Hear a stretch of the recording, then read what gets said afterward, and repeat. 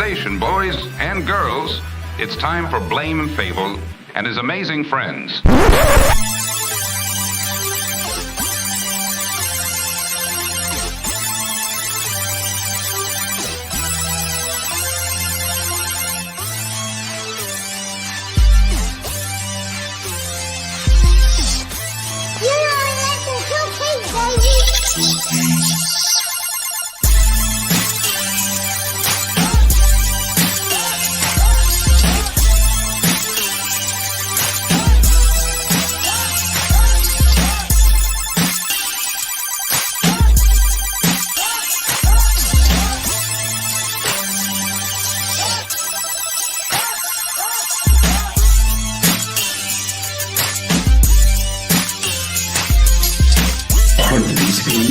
We take our passions, our failures, and we turn them into conversations with you.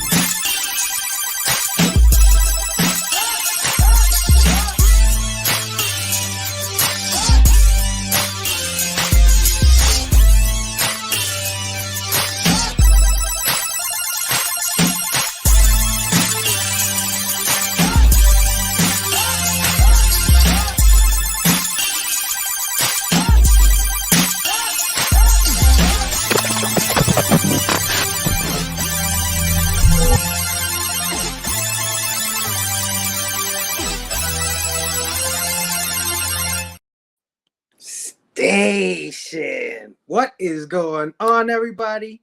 Welcome to Blame Fable and his amazing friends with Nick Comic Culture and Dr. Doom's Fan Club. How's everybody doing today? Friday night. Hell yeah. Another episode of Blame Fable, his amazing friends. It's going to be a good one, guys. It's going to be a good one. But without further ado, please help me welcome Brother Joe. Station. Hey, man. Tonight I got a little under the weather. I got a little disco fever going tonight. Uh-oh. So let's go. Baby, baby, let's get together. Honey, honey, me and you. And do the things that we like to do. Hey. Do a little dance. Make a little love. Get down tonight. Hey. Get down tonight. Do a little dance. Make a little love. Hey. Get down tonight. Get down tonight. Baby, babe. I'll meet you. Same place, same time. Okay. Where we can all get together and ease up our minds. Do a little dance. Hey. Make a little love. Get down tonight. Bump, get down tonight.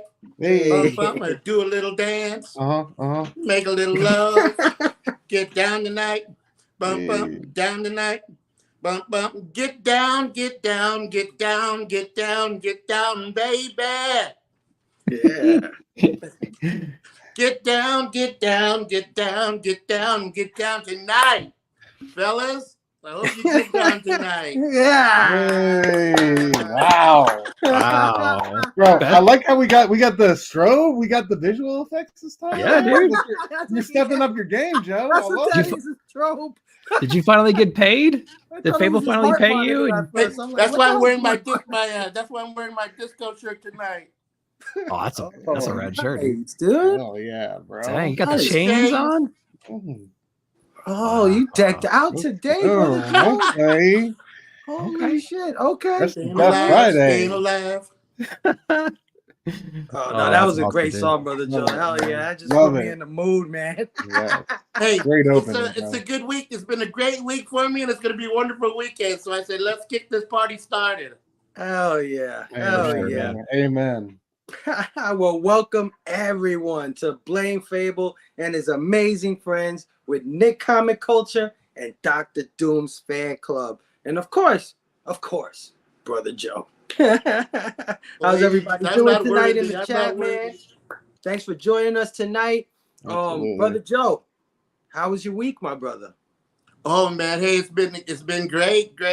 Just taking it one day at a time, but this whole week worked up to this weekend because this weekend of all weekends is the Comic-Con here in Kansas City. And it's also my birthday tomorrow. Yeah. So guess what, Brother Joe? For the first I hate time, saying that now. I used to love saying happy birthday, but now I hate it. What? I said for the first time, I got a song for you. And it goes a little something like this. 1, 2, 3. Happy birthday to you. Happy birthday to you. Happy birthday, dear brother Joe. Happy birthday to you.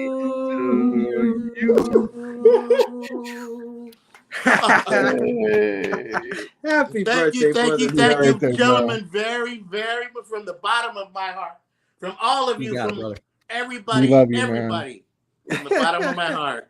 Hell yeah! Everybody in the chat, man, wish Brother Joe a happy birthday. Hell yeah! That's you know, he's been with me a long time doing this show, and he always brings such joy, and he always sets things off so great. Love having this brother. So yeah, happy birthday, my brother. You gave me the greatest present.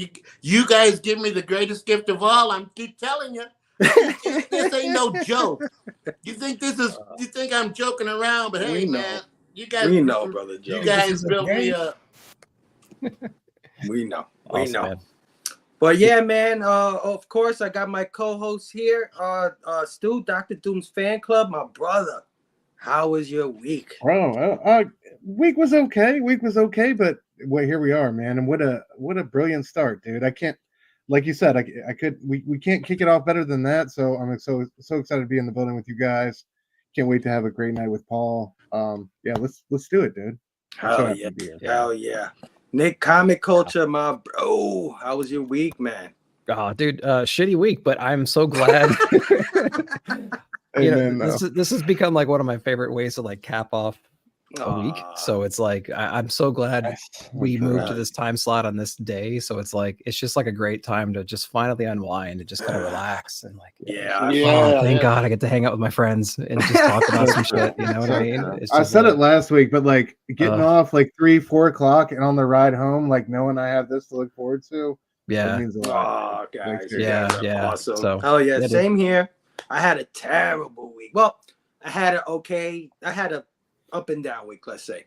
Yeah. Monday, I go to McDonald's for lunch. I'm eating a chicken nugget, and guess what comes out? A freaking molar right out the side of my mouth. I mean, the whole entire tooth came out.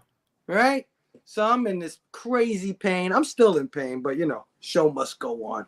Anyway, this thing came out on Monday, so I'm like, oh crap! I tell my boss, like, dude, my fucking tooth came out. She's like, get the hell out of here!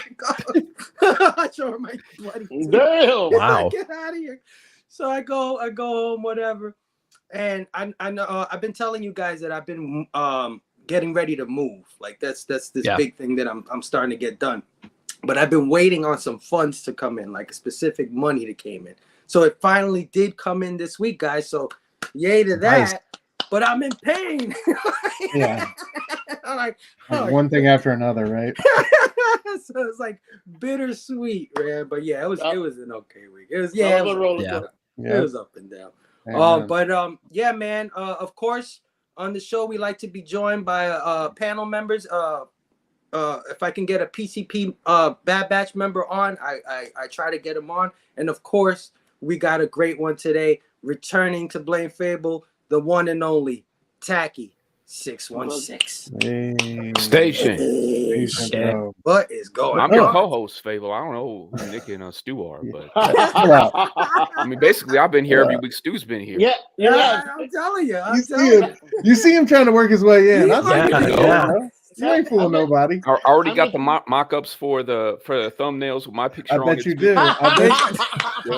You're not supposed to tell him. We're not supposed to tell him that, Taki. I'm sorry, man. I bet you look better than me, I'm sure. I had to shrink you down to get you in. Told everyone that what you did with Daniel Warren Johnson, I just can't help it. Tag, my brother. How was your week, my brother? Up and down like everybody else's. I was off today. Yeah, it was okay day, but it's just I'm just tired, man. I was tired like this whole week. I don't know what the hell. Maybe I'm just getting old. maybe. But you know, I mean, it's been kind of cloudy, doomy, gloomy all week and stuff. Sometimes that just weighs on you. But Tack, thanks for joining us, brother. I always love having you on this show, my brother. Of course, we've got a good show today. We've got a great guest coming on, man. I can't wait to bring this brother on. But before I do that, let me just say what up to our amazing chat, man. First up, man, we got Kevin, Entropy and Comics in the building, saying greetings, community station. Kev, what up?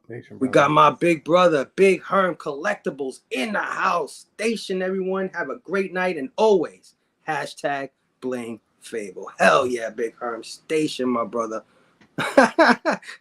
John, let's stir up some trouble in here.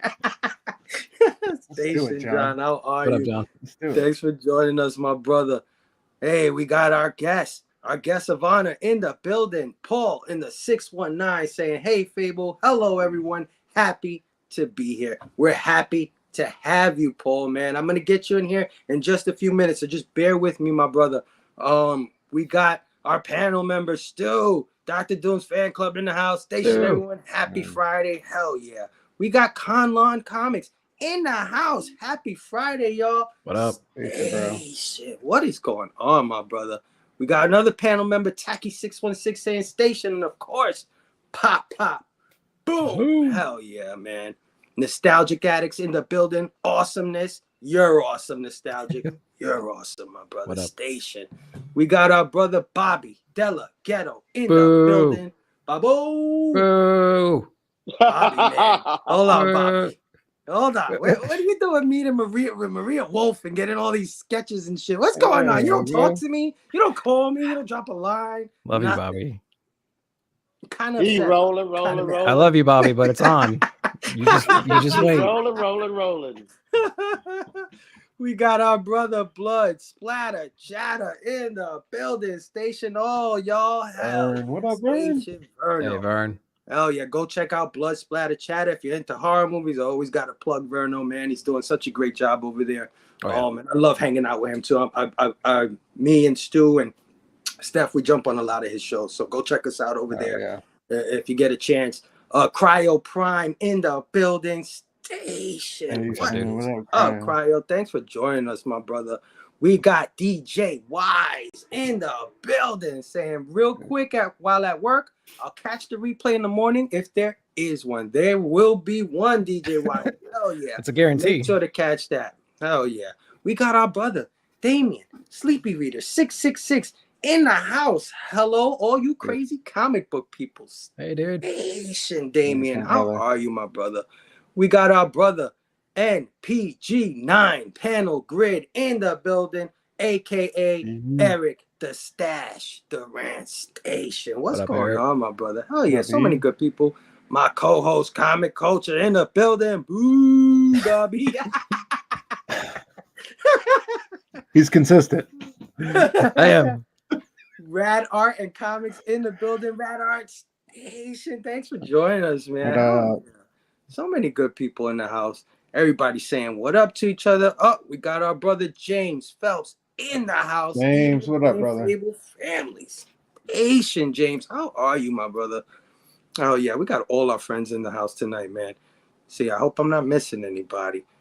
Sleepy Reed, everybody saying what up. Let's see. I think. Oh, here he is. S Vaughn 82, friend of the show in the building. Scotty, what up, bro? What's up, dude? Shit, what is going on, Scotty? We got my brother, the troublemaker, 2 Gun Pedro in the building. Shit, what's going on? Saying happy birthday, brother Joe.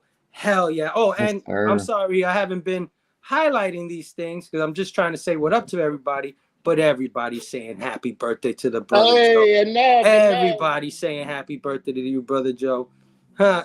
Sleepy said, wow, the vocal talent is overwhelming. Yes. Yeah. Yeah, everybody's wishing you a happy birthday, brother Joe, in the chat. I hope you're seeing this. Oh, yeah. Yeah. Hell yeah, man. Such love in the house. Hell yeah. Let's see who else is in the building. Oh, we got John McCall. Yo, Station. John, what is going on? That's my brother Collective 01, I believe is his name on Instagram. If you friends with him, that's who he is, John McCall. So Station, my brother. Hell yeah. Coming through, bro. Two Gun said, actually, Brother Joe is the co-host. He's been there more than any of y'all. He's the one we are all here to see. Yeah. He's soaking up all the residuals. He's soaking up all the residuals. Man. There you go, Two Gun. There you go. Inja Benja in the house. Inja. What is up, sis? How are you? I hope you're doing great tonight, sis. Who else is in the house, man? So many. Plaga's in the house. Yep. Dr. Plaga's in the building. Yo. Up? Howdy, comic familia. Plagas. Hell yeah, my brother. All right, man. Let's get to it. Let's bring in our guest, man. This gentleman, I've known about him or have been friends with him on IG for several years. You know, we just share stuff. We like each other's stuff, that kind of thing. Maybe a word or here and there. But, you know, I've known him for a while. So one day, he hits me up out of nowhere, just seemingly out of nowhere in the DMs on IG. And he goes, Fable, I'm sorry, man. And I'm like, what? Sorry for what? What the hell are you talking about? He's like, my bad, brother. You've been doing that Amazing Friends thing for the longest. I didn't mean to take it. And I said, take it? What are you talking about, Paul? So I come to find out that he has a show called Paul and the 619 and His Amazing Friends. And I was like, wow, what a coincidence. I was like, well, Paul, don't worry about it, brother, because I don't know if I took it from you. Who knows where this shit came from? You know what I'm saying? So don't worry about it. It's not a big thing. He's like, oh, okay, thanks. No problem. So, of course, you know what I did? I went to Paul's channel, checked out Paul's content. And guess what, guys? Paul is like the, I don't know, mirror universe, other dimension version of us. Nice. Because on his show, he's got him, his boys, and they kind of break down the same stuff, you know, comics, cards, toys, you know, talking about stuff and showing off stuff. So I'm like, I can't believe this. Like, I'm watching this. And I'm like, holy crap. I can't believe this existed the whole time. But I became a fan that night because it was a great show. And I've been watching ever since. So, of course, I had to invite the brother on because I just thought it was such a crazy coincidence that we had the same show and had no idea about it. But, yeah, everybody, help me welcome Paul in the 619. What's up, guys? Hey, shit. Hey, fellas. Welcome. You know, dude, I'm just like, dude, I don't know what to say. But first off, I want to say happy birthday, brother Joe. Yeah. You know, as far as Fable saying my show's like your show, you know, he flatters me. It is not that good, you know, but we are having fun. Don't say that. And as far as trying to get you some subs, friends, it started with just Paul and 619, and then you know, the show's only as good as the people that you surround. So I said, Paul and the 619 and his friends. And then I was thinking, you know what? Let me put Amazing on there. And then, the thing is, Fible's right. We've been friends for a while on IG. And I look and he goes, wait a minute, his show's Amazing Friends. So yeah, I did shoot him a DM. But you know what? The thing with Fable, you know, he loves everybody, man. You know, it doesn't matter. You know, he supports other people in the community. And dude, guy's awesome. So very honored to be here. As far as my show, a lot of the guys on the show don't collect comics. So a lot of them are card bros and they collect like Hot Wheels. So we all bring a different aspect of collecting. But the thing is, we all have a passion for it. And it's cool that we have a platform we all could get together. And, you know, it's on a Tuesday night. You know, that's like a work night. So I'm very honored when people drop in. Yeah, because you know they could be doing whatever, you know. So yeah. So Fable, thank you so much, brother. No, thank you, my brother. No, Paul, you put on a great show. Don't say that. Thank you. Well, you know what? Awesome. It's evolving. You know, the thing is, always. You know, I don't know. You know, see, I only started the show in the beginning of the year. right? And if you ask me what my show is about, I don't know, you know.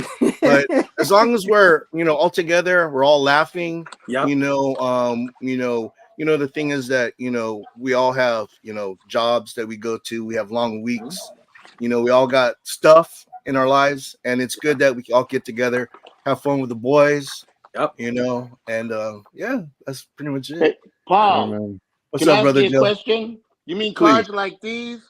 Oh. These are the card boxes that the cards came in when you Hold buy on, them by Paul. the Wait. Brother Joe doing his blaming. He's doing his blaming Yeah, already. Ooh, those are fire. The upper deck. Brother nice. Joe collects to collect the cards. He collects the boxes. The box of the card. Yeah. Right. Anybody can collect the cards. I know. Look at this guy. He's just starting new They're clean shit. too. Yeah, because usually when I open boxes, I just rip that shit. Those are all nice. Hey, they're clean. That's why we call ourselves the Amazing Friends, because you know sometimes we pull up a punch out of nowhere, and it's amazing. Should be the amazing hoarders.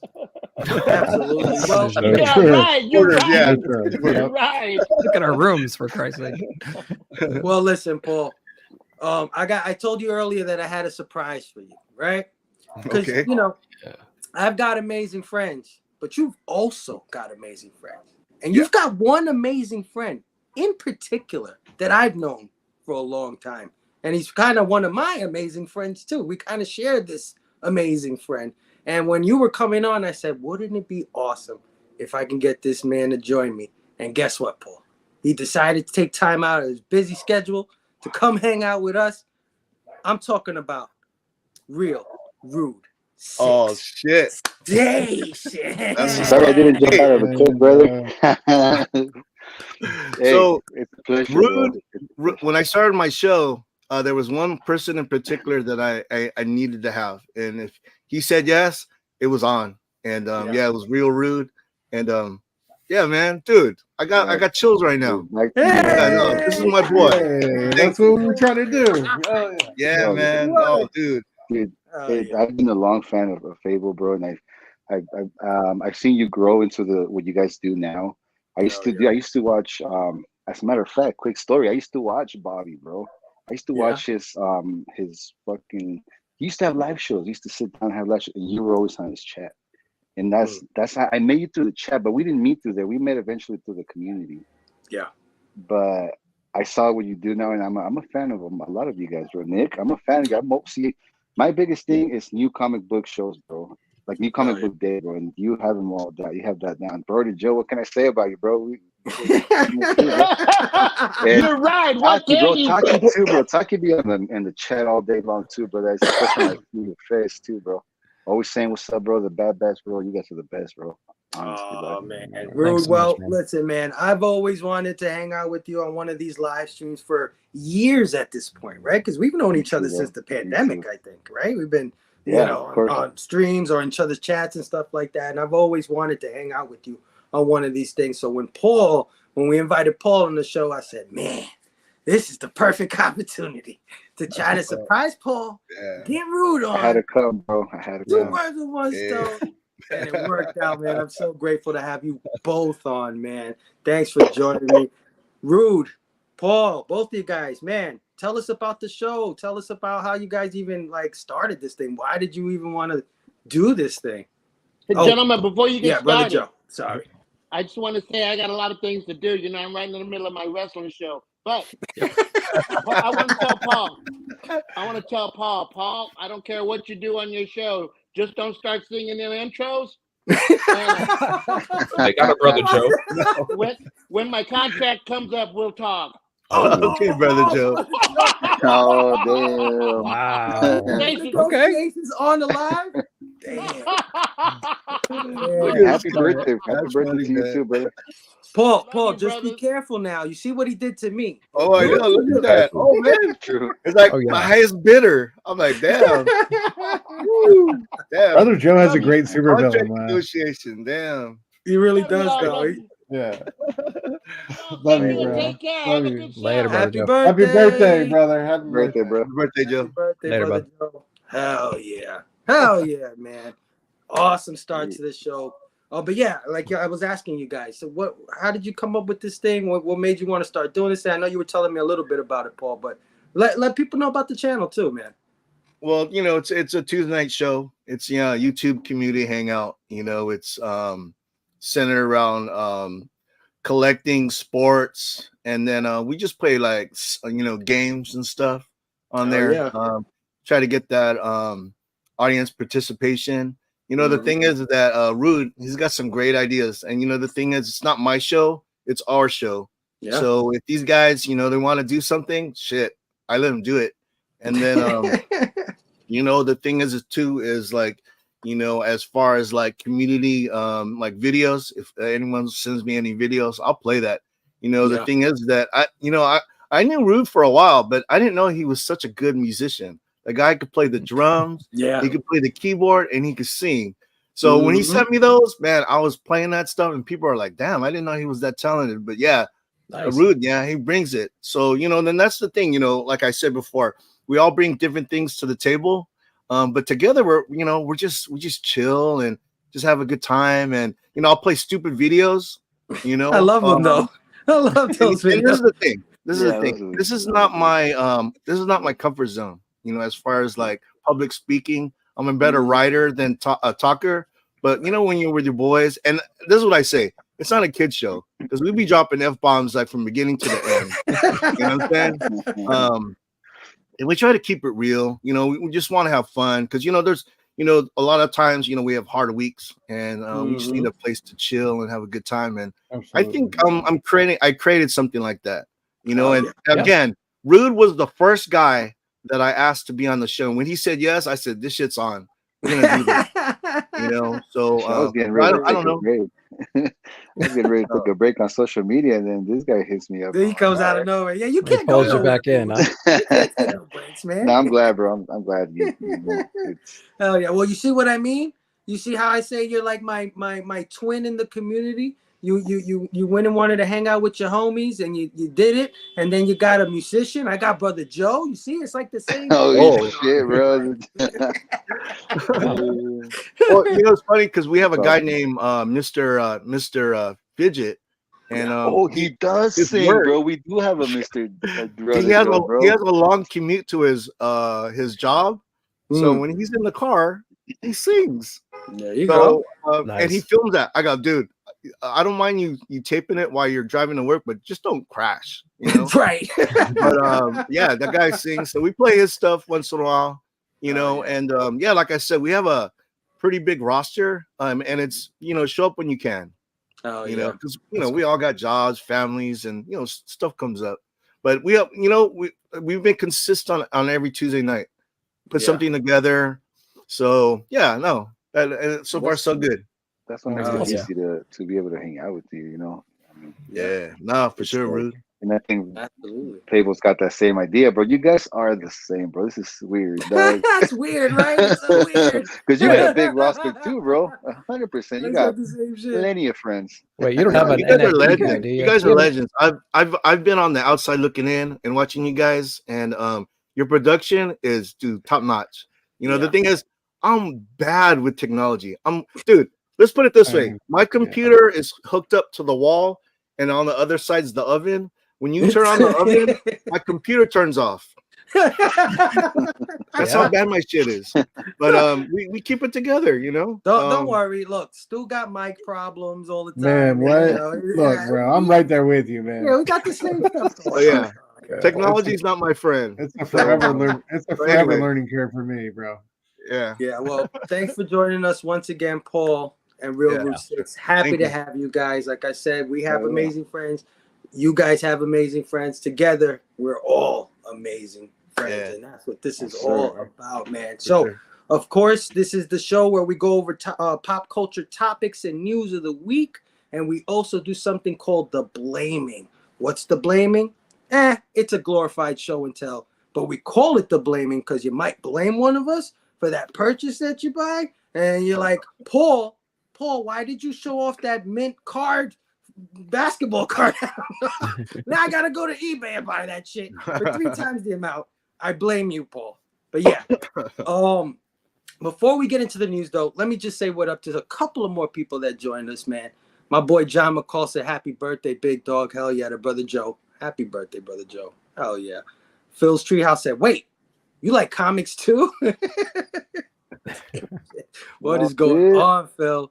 How are you, man? He said, happy Friday, y'all. Hell yeah, man.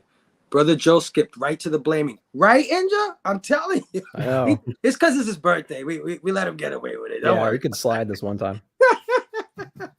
It's his birthday. Yeah, he can do what he wants to. Yeah, exactly. Hell yeah. Uh-oh. Chop and Drop 2013 in the house. Evening, comic book family. Hell yeah. What is up, Chop? How are you, my Chop? We got to get you on here, brother. We got to get you on here. Yeah, for real. Hell yeah. We definitely got to get Chop on here. I don't know if you're still in the house, Chop, but I'm going to holler at you, brother. Damn, that's a mic drop from the birthday boy. Yeah. Brother Joe's in demand to the highest bidder. Tell me about it. You saw that? Brother Joe, thank you so much. You are all the best of the best. Hell yeah, Brother Joe. We love you, man. You know it. Hack is in the building station. Hack, what is going on, my brother? Everybody go check out Hack, man. I checked him out recently. He also has an amazing show with a bunch of his boys, and they talk about comic book stuff and pop culture stuff. Also, Hack has a great show, man. Go check out my brother Hack. How's everybody doing tonight? All right, let's get into it, guys. Let's get into it.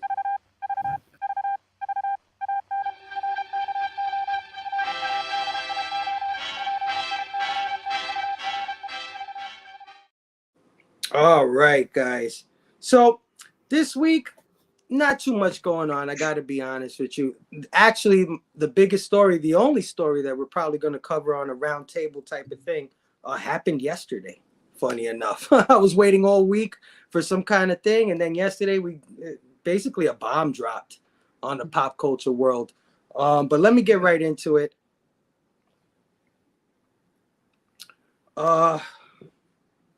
Legendary manga and anime creator Akira Toriyama passes away at the age of 68. He died March 1st of a blood clot in his brain. Bird Studio said in a statement, Bird Studio is his studio, the studio that he founded and created. Born in Aichi Prefecture in central Japan in 1955, Toriyama made his manga debut in 1978 with the adventure comic Wonder Island, published in the Weekly Shonen Jump magazine. His Dr. Slump series, which started in 1980, was his first major hit. It actually made him a celebrity, but Toriyama, he kind of avoided the spotlight. In 1982, he told the Japanese public broadcast, "I just want to keep writing manga." So this guy did not like the spotlight at all. He earned the 1981, I can't pronounce this stuff, so bear with me. In 1981, he won the Shogakukan Manga Award for Best Shonen Manga with Dr. Slump. And it went on to sell over 35 million copies in Japan. It was adapted into a successful anime series, with the second anime created in 1997, 13 years after the manga ended. So he had a hit before Dragon Ball called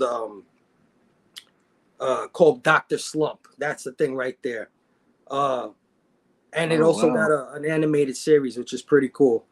But it was his next series, though, Dragon Ball, that would go on to become one of the most popular and successful mangas in the world. It is considered to be one of the main reasons for the period when manga circulation was at its highest in the mid-1980s and mid-1990s. Overseas, Dragon Ball's anime adaptations have been more successful than the manga and are credited with boosting anime's popularity in the Western world. In 2019, Toriyama was decorated a Chevalier of the French Ordre des Arts et des Lettres. I don't know what the hell that means. Hey, good job. Yeah, there you go. You got that. That's a good job right there, brother. For his contributions to the arts. In 1983, Kazuhiko Torishima, who would become Toriyama's editor, suggested that as Toriyama enjoyed kung fu films and Jackie Chan in particular, he should create a kung fu shonen manga. This led to the two-part Dragon Boy published in August and October of 1983 in issues of Fresh Jump. That's what it was called. It follows a boy, adept at martial arts, who escorts a princess on a journey back to her home country. Dragon Boy was well received and evolved to become the serial Dragon Ball in 1984. But before that, The Adventures of Tang Po was published in Weekly Shonen Jump's 52nd issue of 1983 and is also contains elements that would be included in Dragon Ball. Serialized in Weekly Shonen Jump from 1984 to 1995 and having sold 159.5 million copies in Japan alone. Dragon Ball is one of the best-selling manga series of all time.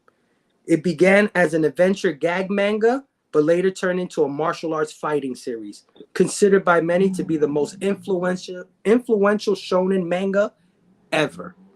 Dragon Ball was one of the main reasons for the magazine circulation hitting a record high of 6.53 million copies in 1995. We talk about Rob Liefeld and Jim Lee selling X-Men. Shonen was selling 6 million copies an issue that year. That's how crazy it was.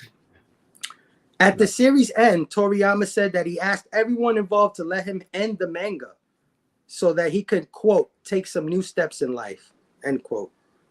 During that near 11-year period, he produced 519 chapters that were collected into 42 volumes. Moreover, the success of the manga led to 5 anime adaptations, several animated films, numerous video games, and a motherload of merchandise. Aside from its popularity in Japan, Dragon Ball was successful internationally as well, including Asia, Europe, and the Americas, with 300 to 350 million copies of the manga sold worldwide. Toriyama was brought on board by 20th Century Fox as a creative consultant on Dragon Ball Evolution, an American live-action film adaptation of Dragon Ball. He is also credited as an executive producer on the 2009 film, which failed both critically and financially.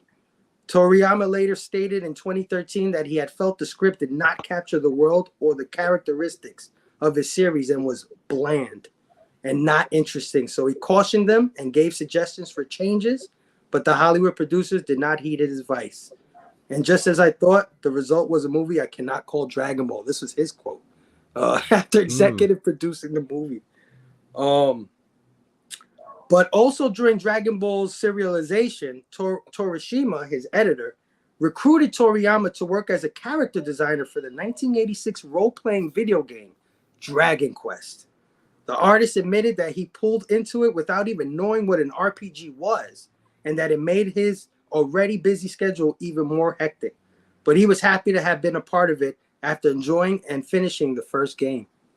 Toriyama has continued to work on every installment of Dragon Quest series, and there were, I think, on 11 before he died. So he did all 11 games. He also served as the character designer for the Super Famicom RPG Chrono Trigger in 1995. And for the fighting games Tobal No. 1 and 2 in 1996 and 1997 for the PlayStation.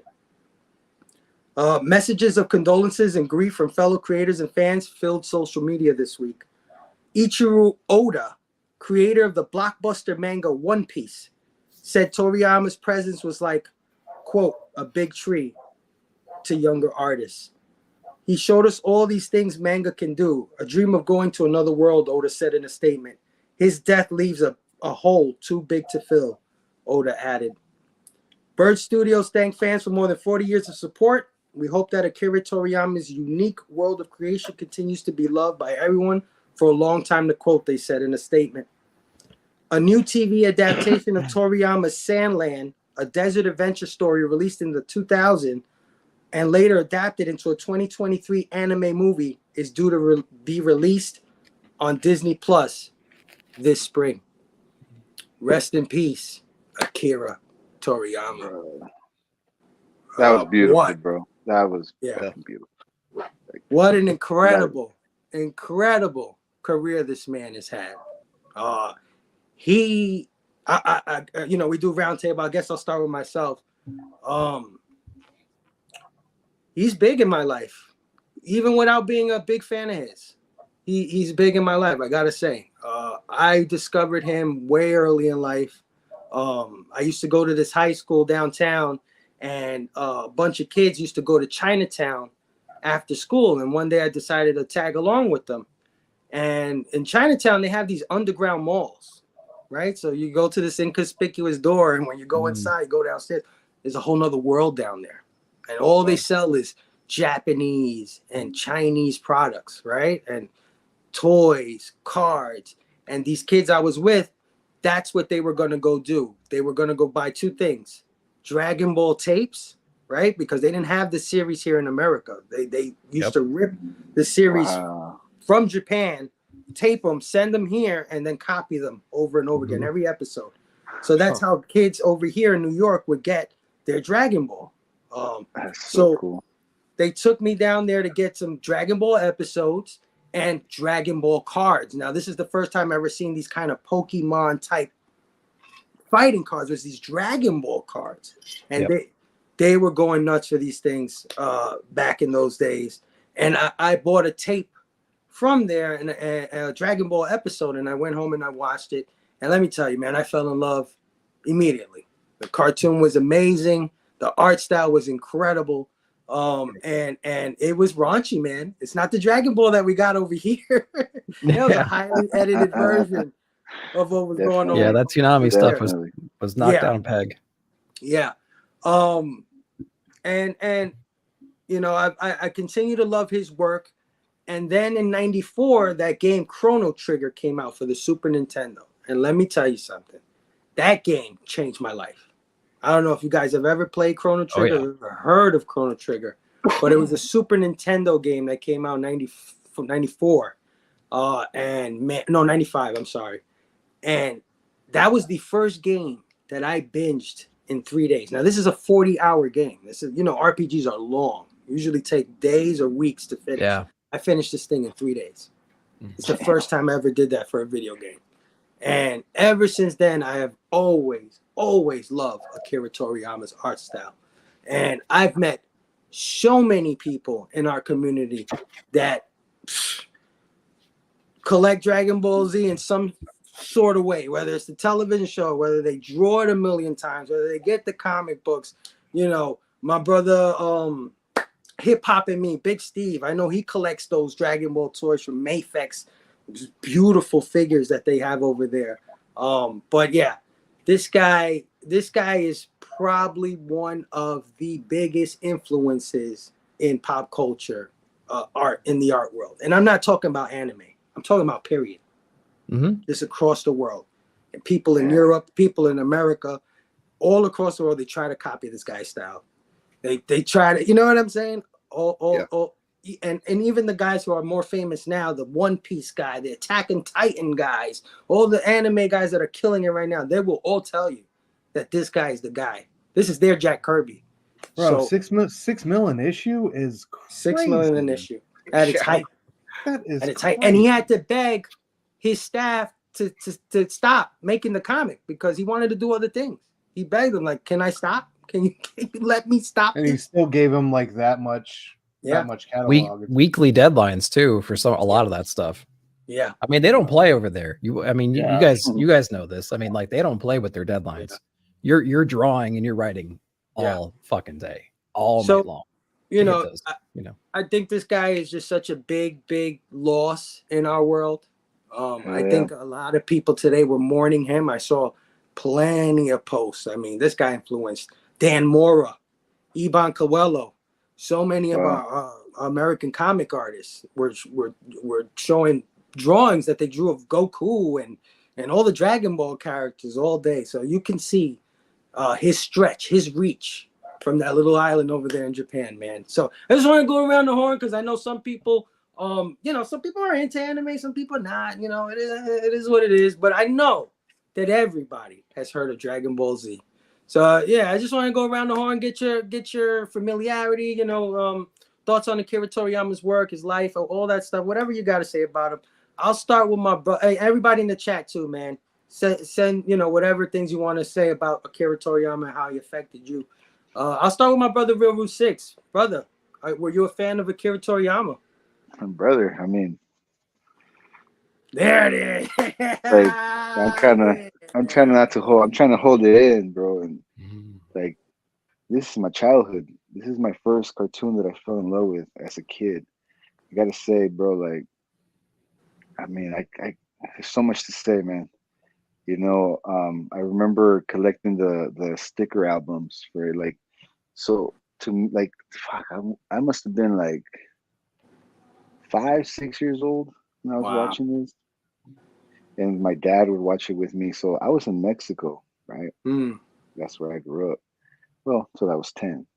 Yeah. But me and my dad would watch this, bro. And over there, by the way, it was a pain, right? Because you would watch like the first 10 episodes, and then boom, you're like, you go back and you're like, okay, here we go. Nope, back to the beginning. Yeah.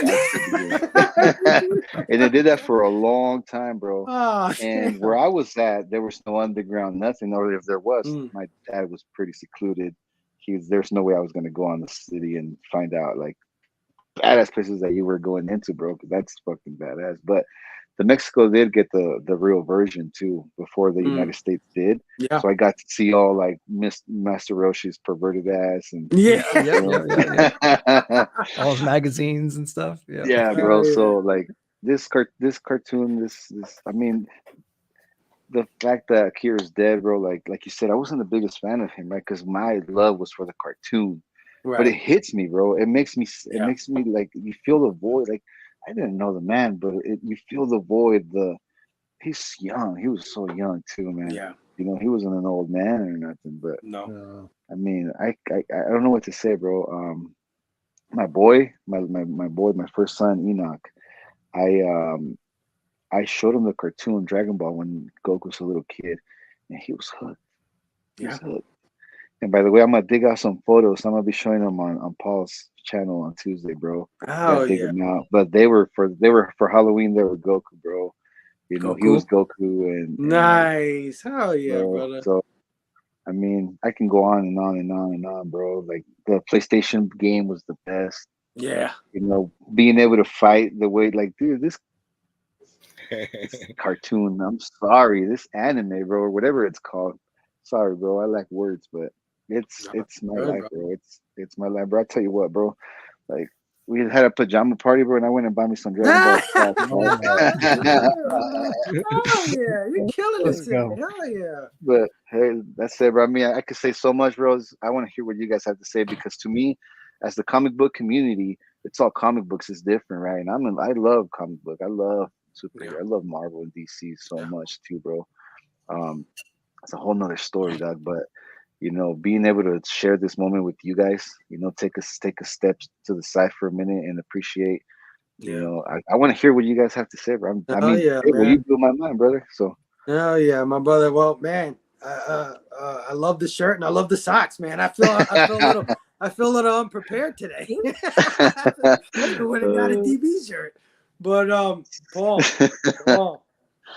Toriyama's gone, man. Was he big in your life? Well, let's put it this way.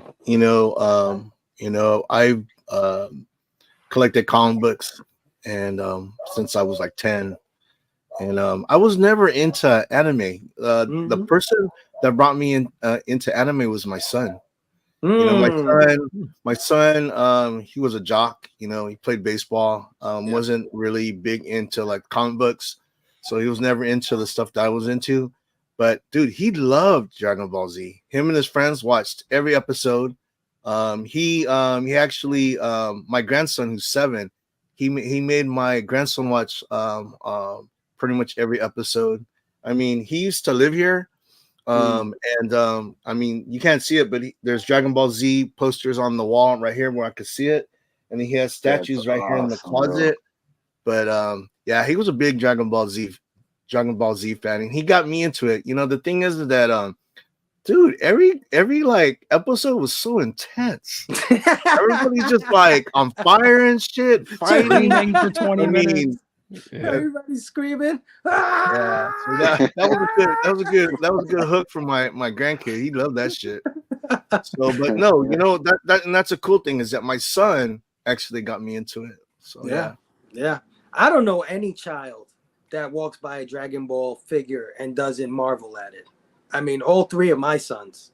Anytime we have a little hobby shop around here, not hobby shop. I would say like where they import goods from China and stuff like that, and they line the front window with nothing but DBZ figures. Nothing but DBZ figures. They know what they're doing. They know what they're doing. So every little boy that passes that store wants to go into that store. But yeah, Tack, man, Toriyama. Did you know much about him? Unfortunately, I didn't until I think I've heard a few things. Watching comic tropes, he's very into anime in Japan, so I think I've heard him talk about him in the past and that he was sick and things like that. But I'm very sad to hear of his passing. I could see the impact that it's had upon the community. He's leaving a huge legacy that hopefully I could take a part in, and it's not over as far as me watching his content and really appreciating it and feeling the same thing that everyone else is feeling. So it's like, to me, it's like when Stan Lee passed. I'm seeing the same vibes and thoughts and outpouring that when Stan Lee passed away. So yeah. I'm glad you said that, because that's exactly what this is. A little too old for anime. Unfortunately, I'm like right ahead of you guys. So Voltron was anime for me, and then maybe a little bit of Thundercats. But Thundercats really, we know that's not really anime, but that's what it. My brother who's 10 years younger than me, was into it big time. Dragon Ball Z, playing it on Nintendo, hunting down tapes. But unfortunately, I was too busy with other things to. Of course. Again, not everybody is into this stuff, but you've heard of it. Oh yeah, you've heard of it. You know of it, and that in itself is remarkable. Right, because there's so many IP out there that we have no idea exists, and this is one of those things that you couldn't miss. You couldn't avoid it. You had to see Goku somewhere. Well, I mean, there's a lot of IP out there, and people pass the creators pass away, and people are sad, but not like this. Not like this. No, this is international. This is not just America. The impact that he the had. whole world. Yeah, absolutely. Stu, man, what's your familiarity? Akira Toriyama? Yeah, I'm in the same boat as Talk. Like this, like I really have no frame of reference for like my personal experience. I know like Dragon Ball Z and Goku, and what that means to pop culture, but for me, it really didn't. It was nothing I really resonated with. I love both your and Rude's stories of how you guys discovered that. Like, I think that's so big to the mythos of the property and the IP, is like you get like how y'all came to discover it and expect it and count on it. I think that's part of like why it's grown globally in the way it has. Like, and when you discover things like that, it goes to a whole nother level. Like it's part of who you are. It's part of the fabric of, who you are growing up. Like when those things reach and touch you like that in youth, it's special. So like, I'm glad, like just, seeing that and hearing y'all talk about that experience, just shows me how much it means for certain people. But I don't know. Like I said, I'm just going to leave it for the people who had, more to experience and enjoy with this legend, but gone too soon for sure. But absolute legend. The thing that was just so incredible about Dragon Ball is because, like, okay, I grew up in the era of great cartoons. We had Transformers, we had G.I. Joe, we had Thundercats, we had some good shit. But Dragon Ball, if you ever sit down and watch an episode and you see these guys freaking fight, I ain't never seen no shit like that ever. Like before that, you know what I mean? Where they'd be like, and then doing all these fucking kicks and punches, and then punches homeboy. He flies through a fucking mountain, punches another dude, he flies through a goddamn building. He comes back flying, punches him. He punches him into space. I'm like, what the hell is this? And then they scream for 30 more episodes. It's just nothing like it. So yeah, man. Nick, man, Akira Toriyama. Yeah, this one hit because I was watching Dragon Ball Z when I was a kid, watching Dragon Ball, and I made a post earlier today, kind of like summarizing my story with it. But every day for middle school, just kind of like running home and just trying to catch it on TV before it came off. I think it came out at like 3:30 or 4 or something like that. So as soon as you got home from school, you got off the bus. You ran into the living room, you tried to find the channel that it was on, trying to find Toonami, whatever it was. Through middle school, it was on Toonami at least, and that was back in the mid 90s. So that was probably 96, 95, I think, for me. And instantly fell in love with it. I mean, like going through the Saiyan saga, into Frieza, into Cell, into androids, androids and Cell, and then Boo, and then in the GT and all that stuff. It was just like. Yeah. It was such a crazy show, and the way you described it's perfect. Like it was the perfect bait for a teenage kid, like a young teenage kid to get into, because it was something that you just never seen before. It was a character style you just instantly fell in love with. It was accessible, very obvious messages in it, very just do your best. You always stand up against the bully, no matter what the stakes are, you're just always going to stand up and do what's right. And that was the message throughout the entire series that they always maintained. And there were some amazing the character development in the show itself was insane. Oh yeah. Just following the character of like Vegeta, like that character right there has the biggest, longest character arc I've ever seen in any medium ever. From the moment you meet him all the way to the very end in the Super. I mean, like this guy goes back and forth, and you just instantly fall in love with this guy. I didn't have a Chinatown where I was from, but what I did have was something equally as dangerous, which was eBay. And eBay I had access to bootleg. It had captions on it, right? So it wasn't even like dubbed or anything. It was Japanese, but it had English translation in it. Yeah. And I bought these discs, and these discs had all the movies. So I'm sitting here going through like the Frieza, just learning what a Super Saiyan is, and then all of a sudden I got like Tree of Might, and I got all the Broly stuff, and I'm getting all this GT stuff that's just blowing my mind, right? I'm like, I'm just scratching the surface right now, and I'm just, it's just too much for my brain to comprehend. I slowly got into around that time frame. We were talking about Chrono Trigger. Dude, a buddy of mine had Chrono Trigger, and we were playing that game like crazy. I didn't have an SNES growing up.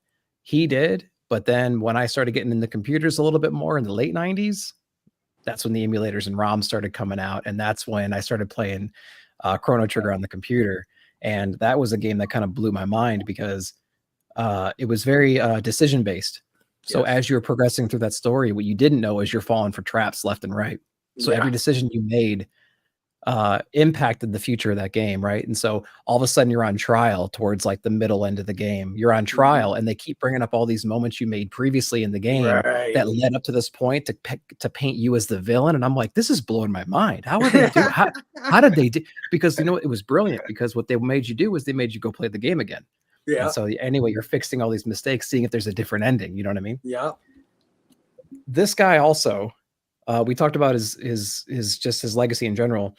One of the best illustrators, cartoonists. Yes. For my money ever. I have, if you want to pull up what I have on my screen share. Absolutely. Absolutely. The guy's character design was amazing, but let's talk about his vehicle design for a second. This guy had an amazing vehicle design. Here's just some stuff that you can see. Bro. Insane. Yeah. So that's one of the things I loved most about him. Is not just his characters, but his equipment, like the vehicles, the things that he drew, the houses. Yeah. Good going, Nick. My bad. Not only they all came out of a capsule. Oh, the Capsule Corp pills, dude. Those are insane. With Balma, yeah, dude. But in everything he's ever done, he has amazing vehicle designs. He has amazing animals, creatures, landscapes, everything.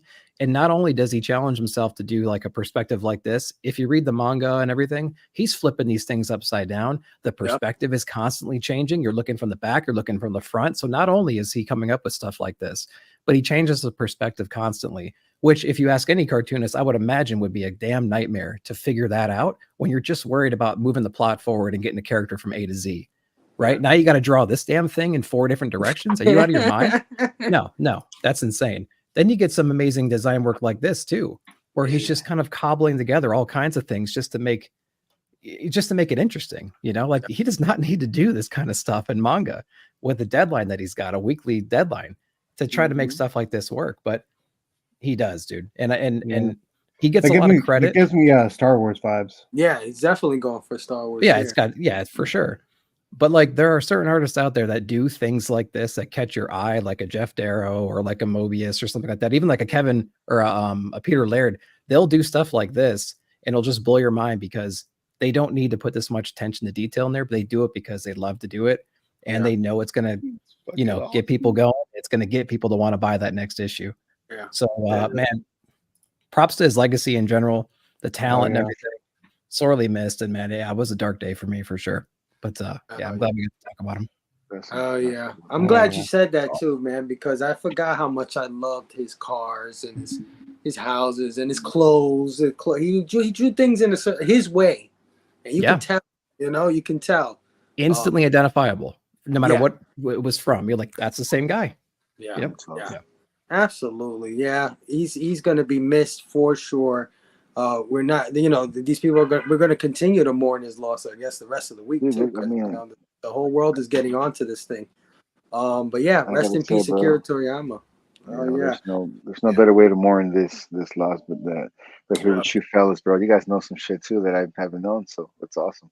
Thank you. Oh yeah. Hack said R.I.P. Hell yeah. Rad Art and Comics R.I.P. Hell yeah. Cryo said a real sad day. Absolutely, my friend. Yeah. Everybody's giving. Yep. That's way too young. So sad. Yeah, way too young. Two Gun got a question for you, Paul. What part of the 619 are you? We might be neighbors. Oh shit. Spring Valley. Okay, there you go. Alfred Station, how are you? He said yo. And he said, real quick message to Nick. What's up, Alfred? The Blow Plus Fury, the past one in previews right now. I colored directly of your comment on Bad Roads #1. So I'm looking. That's awesome. There you go. Hell yeah. Hell yeah. I saw your comment before. I went into my thing. I have #2 ordered. I don't know. It should be out by now, right? So I don't know where it's at. I don't see #3 yet, but it's on the list, dude. So it's out of my hands right now. I gotta wait for distribution. But thanks, dude. I appreciate you. Oh yeah, Alfred. Definitely plug away, my brother.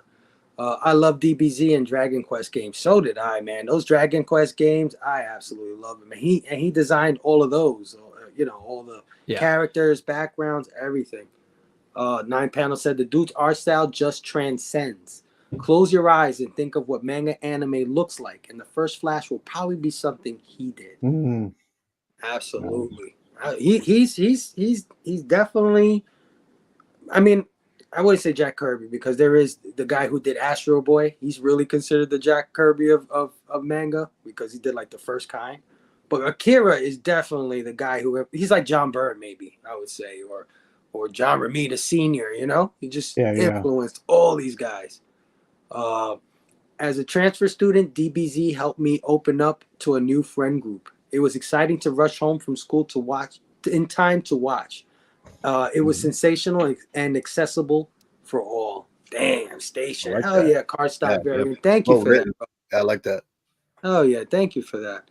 Kevin said, what up, Station, my brother? What up, bro? Oh yeah. All right, guys. So that's basically the only big bit of news that happened this week. The rest, we're just gonna do rapid fire. It's only like 3 or 4 things that I want to talk about real quick. And in rapid fire, guys, we can just say whatever you want. We don't do a round table on rapid fire. You guys just say what you like. You guys in the chat too. If you heard about any of this stuff, you got any comments on it, you just let me know. Put it in the chat. We'll try to read it. All right. So part of rapid fire. Let me pull up next thing here. How do I do? I keep messing this up, dude. There we go. What do you want? All right. So we got Dune. There you go. Part 2. Debuts as the biggest box office opener of 2024, guys. Part 2 became the biggest opening of 2024 by bringing in $81.5 million to the domestic box office this weekend. The film also the largest opening of all time for director Denis Villeneuve, as Dune Part 1 received only $41 million upon opening. Oh, it was Guys, streaming. anybody see Dune 2? Yeah, Go see it's it. so good. It's 5 so stars. good. My whole reputation on it. I echo that. Best movie I've seen this year. They could just stop making movies for the rest of the year, as far as I'm concerned. And like, we all talk about Christopher Nolan, but like this guy, Dennis Villeneuve, needs to be in every greatest filmmaker of our generation type conversation. Like this guy he's fantastic. Between this and Sicario and some of the other films he's done, but this is a supreme masterpiece to me. I echo everything Doc just said. Oh yeah, Did you like it? Did you like it better than the first one? I did, but like the first one was great. I love the first one, but I did too. This the first one's elevated to another level. Yeah, setting up this one, and then this one just pays off. Yeah, fully. Ooh, can't wait. Even to the point where I was getting worried. I was like, "Oh, there isn't enough. There's no reason to see a third one, but I can't wait to see the third one." Nice. So they wrapped everything they needed to up in this film, and there will be a third one allegedly. We'll see. Hope. Yeah, pray. That's definitely coming. I think. Yeah, for sure. Oh yeah. Oh yeah. Go see it, guys. I still haven't seen this one. I still haven't seen part 1, guys. Don't. Okay. Yeah, me neither, but I'm definitely going to. It's floating around. It's been floating around on all the streaming platforms, but yeah, see it when you can. But it's definitely like before. If you can get to it soon, this is like one of those. Like, I know it's corny to say, like, go see it in the theaters is one of those type of films, but it really is. Like the soundscape, you got Hans Zimmer on the score. Ooh, like it's crazy sci-fi epic like visuals. Like I highly recommend seeing it. And no interruptions. Where can I catch part 1 right now? Part 1 is on. It just moved to. What the fuck did I just see it on? Hulu. It's on Hulu, I think. It's on Hulu and Max. Yeah, Taki said it. Yeah, Hulu and Max. Yeah. I'm gonna have to watch it tonight, bro. Yeah, I plan on watching one tomorrow night, I think. Yeah, my brother-in-law has been telling me, watch it. It's epic. Yeah. If you haven't seen one yet, I would recommend getting tickets for the movie, and then give yourself enough space, and then watch 1, and then the next day go watch 2. That's just what I bang them out. Yeah, because you're gonna get mad at the end of 1 because 1 sets everything up, and then it's like, oh wait, it's over. I mean, you're not that mad because it was still good. Right. Yeah. But I thought 2 was going to do that and lead everything into 3. Now 2 is complete package. Nice. Oh yeah. Damn, Tack, you got me hype, bro. Like that, bro. Yeah, me too. Hype, bro. You should. I mean, because usually look with Blue Beetle, I was like, I held back on that. I was very cautious. I didn't want to be like, everybody go see Blue Beetle, because there were some things from that movie that I was questionable about. Into the Spider-Verse, even I kind of held back a little bit, not too much, because that was a great movie. This one, if you don't like it, I don't know if you like movies. All right. That's what's up. That's what's up. Art said it was good, but Dune is still kind of outdated franchise in my opinion. They won't commit to a whole series in my opinion. Little overhyped. I think Furiosa will be better. That's another good franchise. I mean, Mad Max is Mad Max, yeah. But dude, he wrote like Herbert wrote Dune in the late '60s. Like this book has forever been ahead of its time to me. Like, it's kind of crazy. Yeah. Like to see the visuals, like and what they're putting on screen with the film, and again, Game of Thrones prepared me for this type of political drama where you have all these different intersecting parties. Yeah. Now, hopefully, they'll learn from Game of Thrones and not fuck it up at the end. I mean, it's still possible. I mean, I know there's probably going to be a 3. They could really do some crazy, stupid stuff in 3. So we'll see. Well, you got to give them props because Dune has long been said to be the hardest thing to adapt. People have been saying that for years. Like, this is almost impossible to adapt because it's just so wide. And even in this film, I heard they cut things out. In that book. You have to. I mean, and they tried. They even had Sting back in the day, and that was horrible. So that movie, I didn't like that movie back in the day. Either. All right, man. Next bit of rapid fire.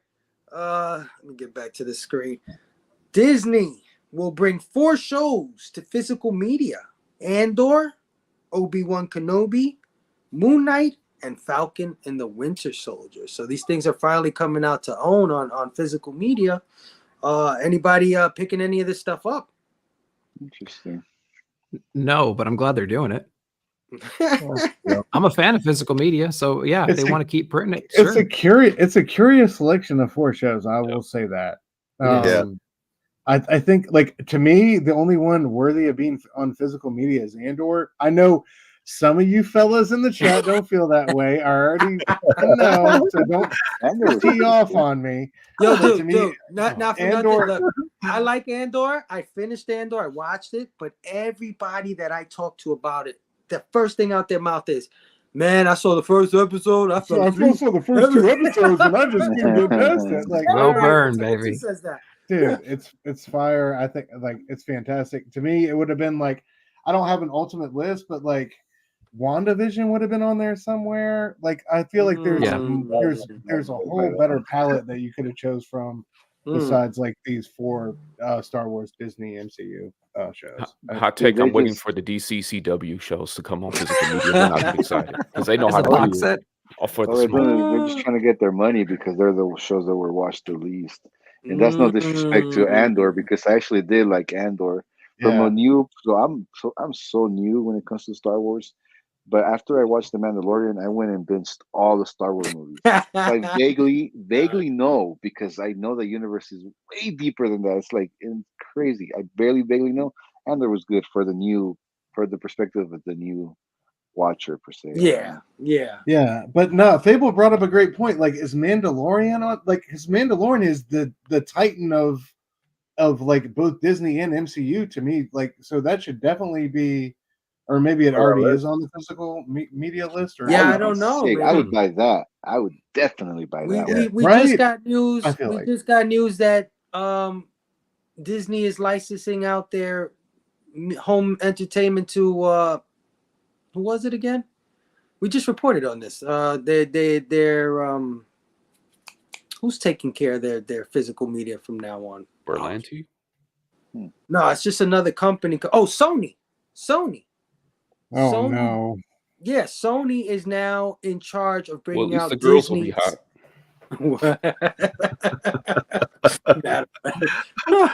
Did you see that thing on SNL with the girl? Yeah, I did see that. You saw that? Yo, he played that movie, bro. Yeah, you did not see me in Madam Web. You did not see me there. That was in their opening monologue. Yeah. That's crazy. Yeah. Well, I gotta be honest. I kind of think all of these are worth owning. I'm gonna be for real with you. I know that sounds crazy because everybody was just like, I don't know. But I think they're all worth owning because Moon Knight, if you're a Moon Knight fan, this is his first television show. Why not have that on physical media or Blu-ray? Whether you liked it or not, it's just something to have. You know what I'm saying? And if you're an MCU or a Marvel fan, I think it'd be worth it for you. Same thing with Falcon and Winter Soldier, man. Having a television show, whether you liked it or not. I mean, I like both of those things, to be honest. Oh, well, no, I didn't like Moon Knight too much. Moon Knight was a little weird, but and then Andor, I agree. It's a good series to have. And Obi-Wan, that's the one that I would get out of all 4 of these first. Yeah, I think so. To be honest with you, yeah, Obi-Wan to me. Yeah, I heard a lot of criticism from all the old Star Wars guys about the new stuff. And I understand their points, but Obi-Wan too for the new guy. Fuck. Obi-Wan was awesome, dude. That's some fire scenes.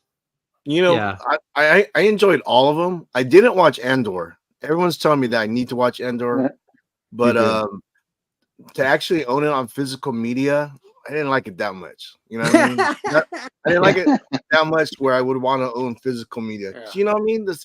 You could just watch it whatever, like digital. You know, and if you have Disney Plus, you can watch it anytime. For sure. But maybe, I mean, the thing is, Paul, is that a lot of this shit disappears too. Yeah. Whenever they feel like it, didn't they just disappeared? It was a show. They just took it off and it's gone forever. Damn, it was a Disney thing too. Shit. Damn, I forgot what it was. Well, on Max, they had Super terrible, Friends, bro. I couldn't imagine something that I love that just disappeared. And it was. Oh man, if you guys in the chat know what I'm talking about, there's a show that. But Disney does that a lot, and a lot of the streaming services are doing that now, where they have a series and then they only have it on there for a limited time, and then it's gone. Yeah, Damn. Yeah. Baby, we see you. We just don't hear you, bub.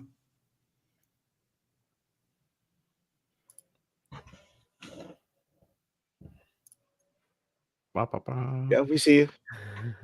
Yeah, I think so. When we were talking about like older people, not the older crowd, not really liking Obi-Wan, I have a theory about that. I think maybe they're not as familiar with like Rebels or Clone Wars or some of the newer stuff that really.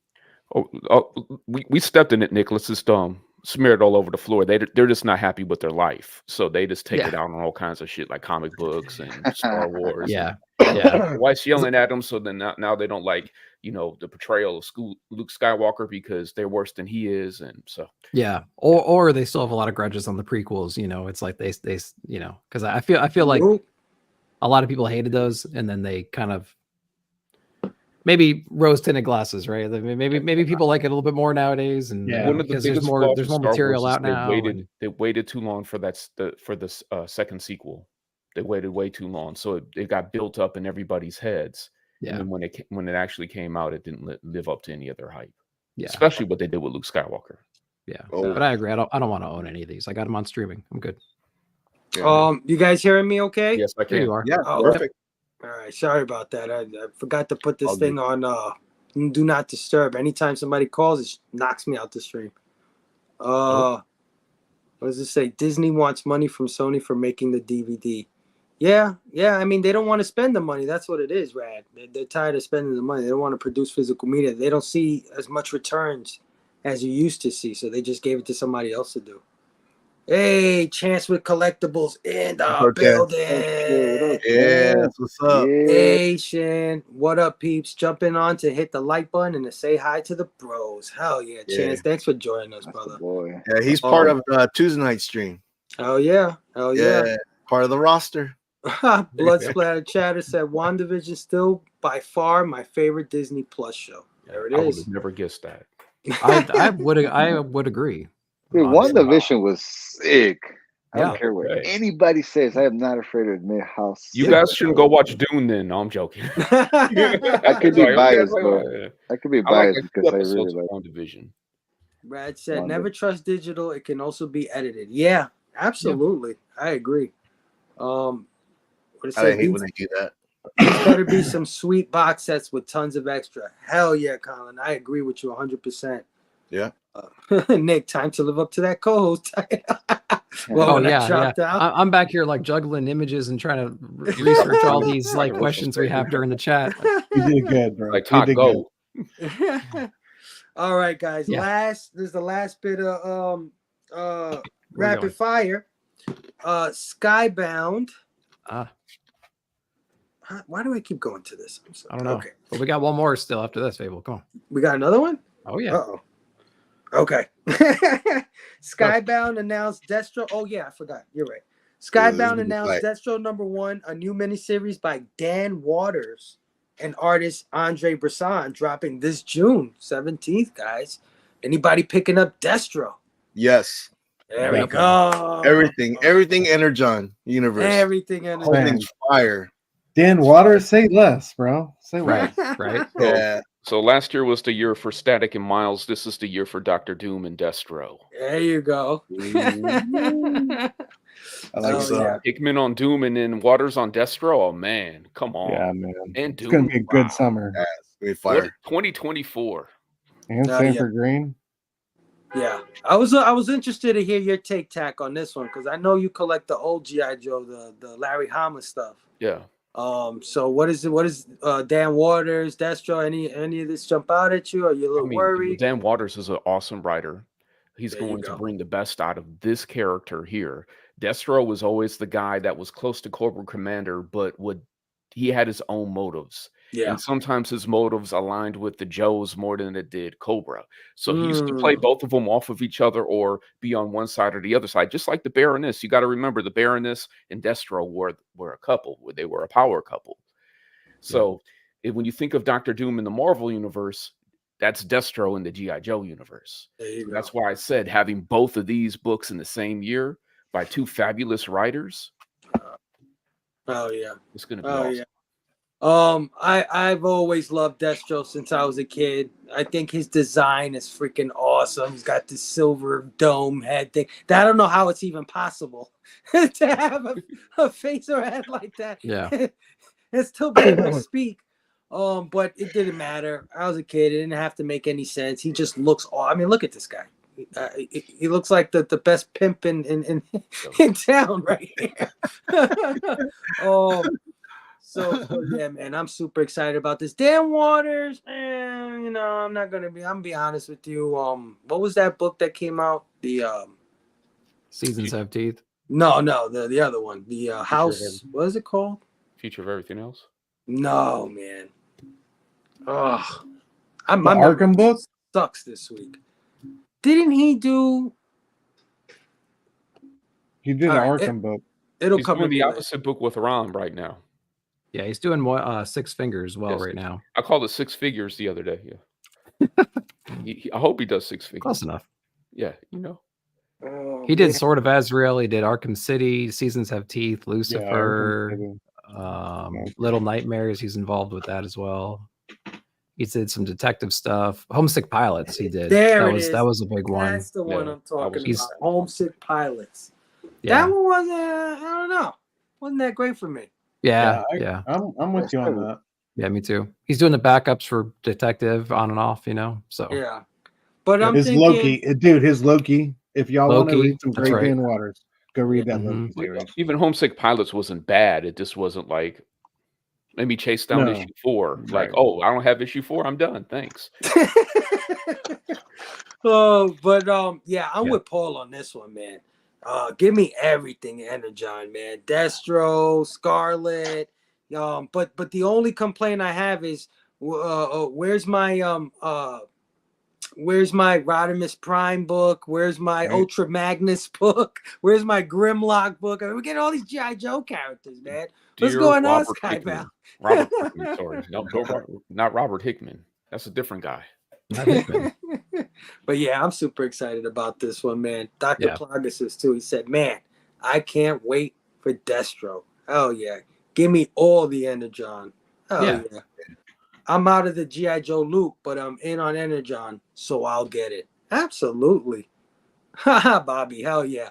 Gold AK. That's what I say. He's the biggest pimp in town, man. This guy got a gold AK, bro. Lucifer and Sword of Azrael were great. Dude, Sword of Azrael, like he revitalized that character in a big way. And I'm so excited anytime that character comes back. So props to him for doing that. That City one of I Arkham have. with Danny on the art. Oh, yeah. Forget about it. Right? Yeah. Yeah. And then he was also in Detective too. Azrael came back in Detective when Batman was out and the city was on fire and all those people were fucking everything up. So yeah, Homesick Pilots. Yep. Yeah, that's the one. But again, Kirkman is at the helm of all this stuff. He's been doing a bang up job, man. Cobra Commander is absolutely great. Duke has been good. Void Rivals, Transformers. Rivals is back. Yeah, they haven't missed. They haven't missed yet. So I have a feeling Destro's going to be just as good. Don't forget the most undervalued and underrated writer, Kelly Thompson. Kelly on Scarlet. Thompson. Yeah. She's doing Scarlet, right? Scarlet, yeah. That's going to be dope, dude. Yeah. That's going to be. Who's the artist on Scarlet? I don't know. I don't remember. Let's pull it up. Colin said never was big on G.I. Joe, but these books got me. Yeah, same here, bro. Yeah, same here, bro. Yeah.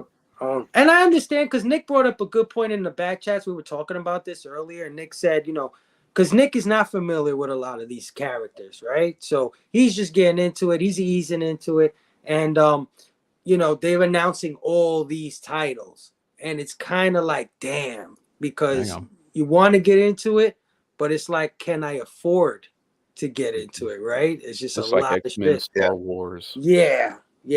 And I get that perspective. And maybe they should slow it down. But I think a lot of this is miniseries, right? I think it was also smart of them to open with like Transformers and Void and then work their way into the G.I. Joe universe, like kind of secondary, you know what I mean? I think it was really smart to lead with those two titles and then kind of. Yeah, and I kind of like how it's spaced out. You know what I mean? It's not like they're giving you all the books all in 1 week. And then, the thing with me is, someone said they weren't a big G.I. Joe fan. I've liked G.I. Joe, but I'm not gonna say that I was like a big G.I. Joe fan. But what I love about the writing, it's for a grown-up crowd. It's not like for kids. You know what I mean? The violence is, man, that shit's violent. I love it. Yeah. That's what I was telling Nick when Nick was saying that, they just got to be careful with putting out too much too fast. Yeah. And I said, yes, you're absolutely right. He's definitely right. But I said what you said, Paul. I said, this is the first time we've ever seen these characters being treated in this way. So for everybody that's loved G.I. Joe or Transformers throughout the years, we're eating this shit up. Like, give us every damn title that you got. Want it all. Yeah, give every character this treatment if you can. So yeah, I'm all for it, man. I can't wait. So yeah, guys, man, that's all the news this week. Not a whole lot, man. Just Kira Toriyama, a couple of announcements here and there. There's a couple of things, but I don't think it's even worth mentioning after this shit. You just go on your Instagram feed and get the information you need. So yeah, thanks guys for all your insights, everything you guys said tonight, man. But we all know what's next. Let's get into it, guys. Why don't I own this? Why don't I own this?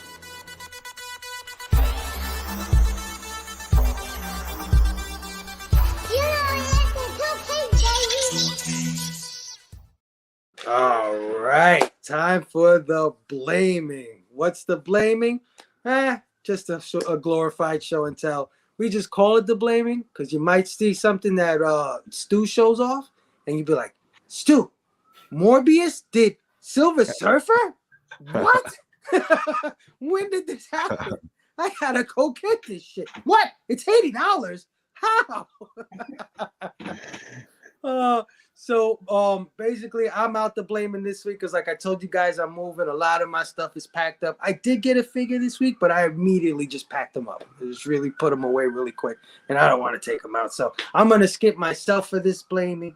But we're gonna go around the horn, and I guess we'll end it with our guest of honor, Paul, in the 619. So cool. I'll start off since Stu is on the screen. I don't know where Nick went. Stu, set us off. I have but one piece of blaming. And this is for you. This is for you, Faber. Hey, my boy. Hey, bro. There's a Todd McFarlane. There's a Todd McFarlane Conan cover out there. I said, what? There's a Todd McFarlane Conan cover, and I had to go and find it out. I bought it a while back. Of course, it came through. I lost it in my hoarding piles here, but yeah, I found it this week. Had to bring it back out. So shout out to my boy Fable. What are you saying, Tact? Newsstand. Yeah, newsstand. Oh, yeah, damn. Oh yeah. So shout out to Fable, bro. Hell yeah, brother. For this McFarlane Conan. Yeah, that's sweet. All right, my brother, that was awesome. Hell yeah, I definitely got to pick that up at some point in my life. I keep saying that about so much shit, but I have a feeling that when I finally go for it, bro, it's gonna be the most expensive it ever was. That's just my luck. You just gotta find the right listing.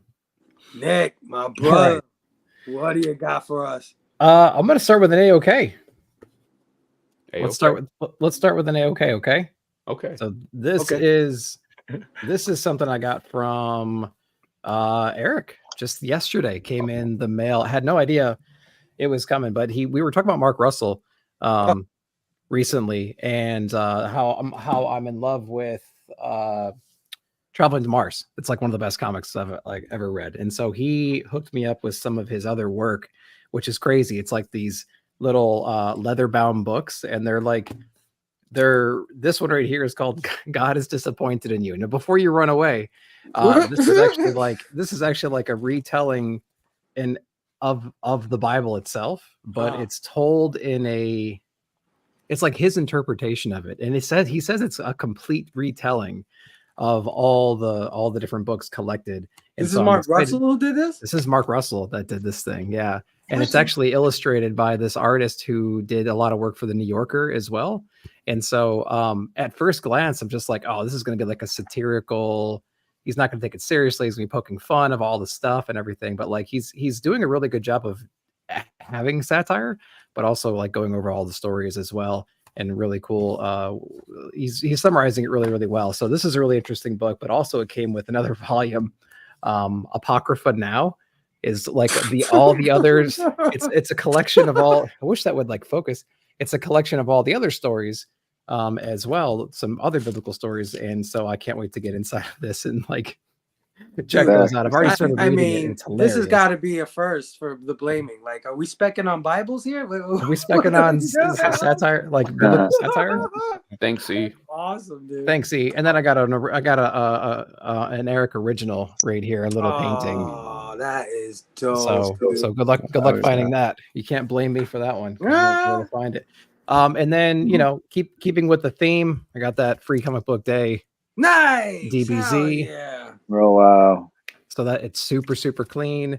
And it even says this book reads from right to left over here, just in case people didn't know. All the American audiences didn't know. That's awesome. And if you want to get into Dragon Ball, what I would recommend is picking up this version. There's a lot of different variations of the manga, but this one is probably the most affordable, and I think it's one of the better collected versions. Yeah, it's 3-in-1s. Yeah. So you can pick up these 3-in-1s, and they have the first 3 volumes, obviously, and they're only like $14 or $15. And on Amazon, you can get them as low as like 12, and then they scale up depending on the volume. But there's several volumes of these, and so I got a couple different volumes of these 3-in-1s, and I mean they're pretty good. They do a good job, man. The reprinting is really nice, and I wish that would focus. That's crazy that it's not. You get the idea. But if you're interested in Dragon Ball, these 3-in-1s are probably the best way to go. Oh yeah, dude. Very cool. Last but not least, I know we're Dragon Ball heavy in this, but I don't care. It's good. Yeah, hell no, bro. These posters, I got a whole stack of them. I showed one of them off on my feed, but these are the posters I got when I was. But this is like early 90s, like early to mid 90s. Oh shit. And these were all the posters I had like on my wall at the time. And so this is probably that's fire, or dude. something like that. That's so like all the bad guys, right? Yes, we have Frieza and Boo and Cell, and I forgot the Namekian, what his name was at the very top. He was another villain as well. But that's like Super Saiyan 3 Goku right there and everything, and hanging out. But I got like a whole stack of these things, and I had a great time just like going through them all again and checking them out. So it'd be kind of neat to get some frames for these and try to find some wall space up here and kind of honor the guy. Dude. But that's the blaming tonight. Hell yeah. That was fire, dude. Yeah, dude. All right. Tacky 616. What do you got for let me prepare. Hold on. Let me get my pencil and shit. Hold on. All right. So you guys remember the Swan Songs? Who's that from? Who's that from? A couple of weeks ago, maybe about a month ago. That issue. Number 6. Beautiful. Yeah, dude. Beautiful. Well, I don't know why I didn't have this Holy Grail in my collection before. But today I had a chance to go to Half Price Books, and I said I definitely need to go and finally pick up this book. I'm surprised I didn't pick it up when my daughter was younger, and it is a first print. And it actually was Carly and Chris's copy from Kelly and Nancy. So there you go. I'm sure that Kelly and Nancy thought that one day Taki would have this copy. That's awesome. It's always there you go with your Holy Grail. Beautiful. So and then of course while I was at Half Price, I had to I've somehow found this late issue G.I. Joe. Nice. What is this, 145? Yep. Wow. I finally got this issue here as well. Nice. So you might think that's Spider-Man, but that's really me because he left Mary Jane, so she's with Taki now. Me and Felicia finished up, so then me and Felicia. She ran off with me in the Spider-Man suit. So that's your blaming, brother. Just 2 more things. Go for it. As far as new books go, this is awesome. The Last Mermaid. Yeah, Last Mermaid is great. Yeah, and I like I didn't know that was prestige format. Mm-hmm. It's kind of prestige. It's a little, but the reason it is prestige is because the art is prestige. That's the strongest part. But it has a really good message. Real quick read, beautiful inside. And I finally got around to reading this Jim Mahfood cover, Crash Down. Oh, Crash Down. Yeah. And I picked up issue 2, and it's solid. Nice. It is. It's solid. So I mean, these guys, I mean, they did a good job. Well, thank Ryan you and for saying Tom. that, because we'll be having the author of that book on next week, brother. Sweet. Oh yeah. Oh They yeah. did a good job. I'm surprised, but I'm not sure why I'm surprised, but I'm surprised. And it's really, really good. Yeah, well, I mean, you're not crazy for being surprised. I mean, we know that we all try to write books and they all don't turn out all that great. Yeah. Sometimes. Well, even professional writers, like and even sometimes like professional writers have like 20 great issues, and then like something kills the children, and they don't know how to write anymore. So yeah, no kidding. There you go. Oh wait, did I say something? No. Rude, my brother. What do you got for the blaming? Well, first of all, I gotta say, bro, I don't usually get FOMO. I got mass FOMO right now. Bad, bro. Bad. From you and from Nick, dog. Yep. Like bad. All It's the right. idea. But I mean, Taki, you said you read that book with you can read that book you were talking about with a younger daughter, you said? Oh yeah. It's a kid's book. My teachers used to read that book to me when I was a kid. This show really it really stands up to his name, bro. Because I've never felt more FOMO. I mean, I'm kicking it with the Car Bros with Paul, and I got a lot of shit to blame you that's coming up, bro. But now, like, I swear, I want everything you guys showed, bro. Like, like especially you, Fable, those books, everything you were coming up with. I don't know if it's going to be expensive or not. Hopefully, it's not too bad. Probably now it will be. Yeah. But I want all those things now. But that's besides the point. So I got a couple of shit things to show. My favorite Dragon Ball Z character is nice. Yeah. Oh yeah. Oh yeah. Sure. and So good. like this was like this is just it's not too a fancy toy, but this was my childhood toy that I've always wanted. So now that I got older, I was able to buy it. Hell yeah, dude. Future Which one? Trunks. Who's that? What company is that? This is Bandai. This is Oh, nice. Okay. Hell yeah. It's actually pretty popular. The SH or SH figurettes, they're pretty yeah, okay. popular. Oh yeah. And then Awesome. I also got this ones that I picked up, just two little guys. Boo. I mean, I can tell you, dude, ask me any questions you want to know. I know everything. You know those hardcore Star Wars fans, bro? Let's go, Rude. That's me, Hell bro, with yeah, Dragon bro. Ball. You know, that's Boo. Yep. Goku. I just picked this one up real quick. I'm not a Funko Pop guy. But I do have some. I like the media. I like the way it's collected. And this, I had to get Wow, You dude. got Son Goku. Nice. On the bro. cloud. And he's got on the Nimbus. Tail. Nice. Got the Nimbus guy's tail back there hiding. Oh, That is Yeah, fire. bro. Dude. I missed the tails. They got rid of them too quickly. Yeah, Yeah. they did. And then I mean I have a lot, bro, but like this is Go one of ahead, my bro. favorite ones, dog. Android. Nice. So I Aw. started building this, but like I got scared to continue because I didn't want to fuck it up. So I'm halfway. That's And as I was, You bro, got like That's her, awesome. her head is like at least like 10 pieces, bro. You know, Oh wow. because you got to build her, right? Yep. And sadly, if you guys know a little bit about the story, she's got the bomb inside, bro. Like it comes with the bomb. I kind of feel like I should have taken it out. Right Yeah. now, I'm actually thinking that right now. Like maybe I That's should take it out, dope, but it comes with dude. the bomb, so it's inside of her. If you guys know about the bomb, right? Yeah, hell yeah. So I'll end it with that one, bro. That's That's fire, awesome. dude. Hell Yeah. yeah. That's awesome. Yeah, Hell that's a yeah. great one, dude. All right, my brother, guest of the show, Paul. And the So Six you know, I did DM Fable, and then I asked him, yeah, what should I show? And he says, show stuff that kind of like represents you. You know, the thing is, this is the first time being on the show, meeting the majority of you guys. You know, the thing is, something that I collect early on was comic books. Something else that I did was play Dungeons and Dragons. So you look over yeah. here, I have a whole shelf like of all Dungeons and Dragons books. So first thing I wanted to show was like, Advanced Dungeons and Dragons #1. Nice. You know, the thing is that it's not a very expensive book. It's like a $20 book, but I'm all into Dungeons and Dragons. I have seen that one before, dude. Yeah. Oh, I have one like I have a game with some bros online like every other week. Mm-hmm.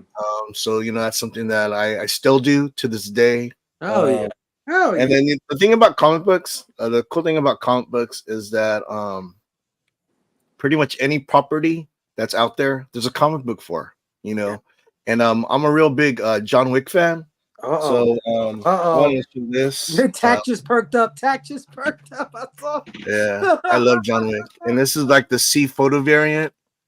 Yeah, I have 3 of these, a 9.8. And the funny thing is when I was getting them, they were relatively inexpensive. But now they're it's a pretty pricey book. Yeah. Especially in the 9.8. But yeah, I love John Wick. That's awesome. So I want to shout out my boy Ferdbird the Nerd. He had a giveaway. And I got this from his channel. He's on Tuesday nights and Sunday nights. Nice. Or Sunday morning. And I won this from his channel, and I wanted to tell him what's up and thank you. Oh yeah. And that's the thing about this community. Yeah. I mean, it's so big. There's so many cool dudes out there, like meeting you guys. That's dope. And the thing is that a lot of the stuff that I have displayed, it was given to me, and it means a lot to me. And it's not that it's worth a lot. But personally, it's worth a lot to me. Right. Yeah. Hell yeah. Yeah, man, I just love this community. But that was the last thing I wanted to say. Yeah. That was awesome. Hell yeah, my brother. Hell yeah. You killed it. You guys killed it. Yeah, man. I agree with you 110%, brother. I'm the same way. I save every note that everybody's ever written me in the community. Right. So like when people send me AOK, sometimes they send a little note with it. I have a pile of them, man. I just save them, and I cherish those even probably more than the stuff they sent me, right? Because it's a handwritten message from these guys.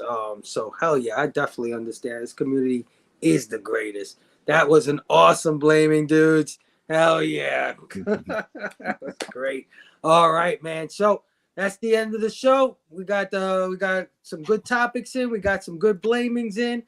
Before we get on out of here, I want everybody on the panel to shout out what you guys got coming up. I'm going to start with my brother, Nick, Comic Culture. Tell the people what you got coming up, my brother. Oh, well, let's see. So tomorrow night, Nick at Night, that's my weekly comic book review show. So if you're into that kind of stuff, you can see that.